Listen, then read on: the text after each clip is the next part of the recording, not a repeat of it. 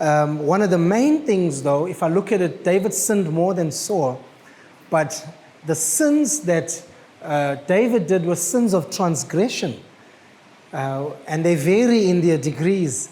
But the sin of Saul was the sin against authority. And so God can very quickly forgive you against the sin of a transgression, but it's a very challenging thing to forgive a sin against authority. And the reason is that the authority of God is linked to the name of God, His person, His being, His stature, His person, His literal person, amen.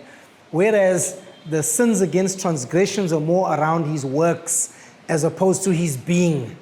You know, the Bible talks about how the people saw the works of God, but Moses knew the ways of God, who He is versus what He does.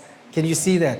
So what He said to do is the transgression, which is sin. We still must not break it, but who He is, that's like a son standing up to his father in his house and wanting to physically, you know. And I'm a boy, I was a big guy too, and I know it gets very close, but I always remember, that's my father.